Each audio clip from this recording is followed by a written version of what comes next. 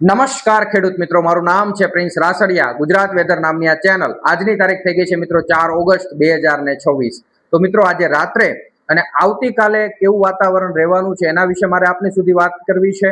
અને આગળના દિવસોની અંદર હજી પણ વાતાવરણ કેવું રહેવાનું છે, વરાપનો માહોલ રહેશે કે નહીં, કે કોઈ નવી સિસ્ટમ આવશે જેના અનુરૂપ જે છે ગુજરાતની અંદર ફરીથી વાતાવરણની અંદર પલટો જોવા મળી શકે. આ તમામ વાતો મારે આપને કરવી છે. પહેલા જે મિત્રો નવા હોય ખાસ આ પેજને સબસ્ક્રાઇબ કરી લેજો, આ ચેનલને લાઈક કરી દેજો, સબસ્ક્રાઇબ કરવાનું ખાસ ભૂલતા નહીં મિત્રો.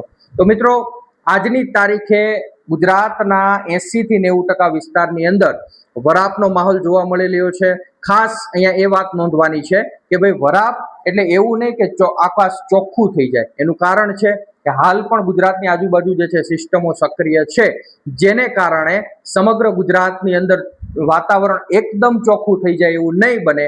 ક્યાંક ને ક્યાંક હજી રેડા ઝાપટા જોવા મળી શકે છે, ક્યાંક છાંટા જોવા મળી શકે છે, અને ક્યાંક હજી મધ્યમ કક્ષાનો વરસાદ પણ જોવા મળી શકે છે. એનું મુખ્ય કારણ એ છે કે સુરત સુધી, મેં તમને ગયા વિડીયોની અંદર પણ જણાવ્યું હતું કે દક્ષિણ ગુજરાતના ભાગ સુધી કેરળથી લઈ એ ઓફશોર ટ્રફ હજી પણ સક્રિય છે, પણ ચોક્કસ આવનારા દિવસોમાં થોડોક નબળો પડી શકે છે. ફરીથી જ્યારે સિસ્ટમ નજીક આવશે ગુજરાતની, ત્યારે ફરીથી ઓફશોર ટ્રફ ફરીથી સક્રિય થશે અને ફરીથી વરસાદની ગતિવિધિમાં વધારો થઈ શકે છે આવનારા દિવસોની અંદર મિત્રો. પણ હાલની પરિસ્થિતિને આવતાકાલના દિવસની વાત કરીએ તો મિત્રો ખાસ આવતીકાલે હજી કોઈ પણ મોટા વરસાદની શક્યતાઓ નથી, એટલે કે વરાપનો માહોલ હજી પણ યથાવત રહેશે, જેથી ખેતી કાર્ય ખૂબ સારી રીતે થઈ શકે છે. ક્યાંક છૂટી છવાઈ વરસાદની ગતિવિધિ હજી પણ જોવા મળી શકે છે.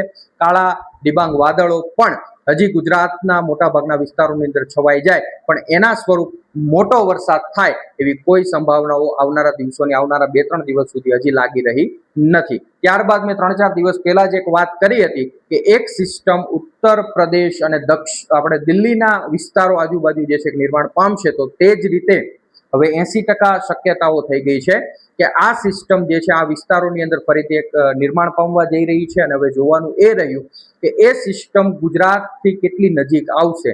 ખાસ ગુજરાત નજીક આવવાની છે એ વાત પણ ફાઇનલ છે, પણ ગુજરાતની અંદર પ્રવેશી અને કેટલી દક્ષિણ દિશા તરફ આવશે એના ઉપર ગુજરાતના વિસ્તારોમાં વરસાદનો માહોલ જોવા મળી શકે છે. જો આ સિસ્ટમ દક્ષિણ રાજસ્થાનના ભાગો સુધી આવી અને જો ફરીથી નબળી પડી જાય તો તેના ભાગરૂપ માત્ર ગુજરાતના ઉત્તર ગુજરાતના ભાગો, કચ્છના ભાગો, ઉત્તર સૌરાષ્ટ્રના ભાગો અને મધ્ય પૂર્વ ગુજરાતના ભાગોમાં જ વરસાદ સીમિત રહી શકે છે.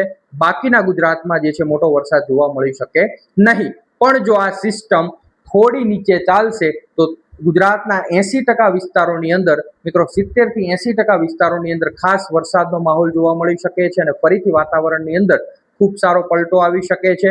અને અત્યારે જે વરસાદની ગતિવિધિ એકદમ ઠપ પડી ગઈ હોય તો એમાં પાછો વધારો થઈ અને ફરીથી પાછો વરસાદી માહોલ ગુજરાતની અંદર જામી શકે છે. અને એમાં જ્યાં ઓછા વરસાદવાળા વિસ્તારો છે, જેમ કે કચ્છનો પશ્ચિમ સાઈડનો ભાગ હોય કે પશ્ચિમ સૌરાષ્ટ્રના ભાગો છે, ત્યાં ફરીથી જે છે કે વરસાદની આશા રાખી શકાય કે આ સિસ્ટમના અનુરૂપ જે છે કે એનો ટ્રફ જો આપણે અરબ સાગર સુધી લંબાય તો ફરીથી એ શિયર ઝોન મારફત જે છે વરસાદ જે છે ગુજરાતના અલગ અલગ વિસ્તારોની અંદર શરૂ થઈ શકે છે. આ શક્યતા છે, પણ એ કેટલી મજબૂત થશે એની ઉપર પૂર્ણ આધાર છે ને આપણી જે છે કે આપણી નજર એની ઉપર ખાસ આ સિસ્ટમ ઉપર રહેલી છે.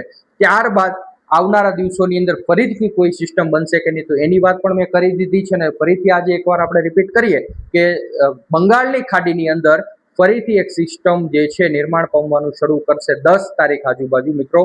10 ઓગસ્ટ આજુબાજુ બંગાળની ખાડીમાં ફરીથી એક સિસ્ટમ બનવા જઈ રહી છે. અને આ સિસ્ટમ 16-17 તારીખ આજુબાજુ જે છે ગુજરાતના ભાગો નજીક આવી શકે છે.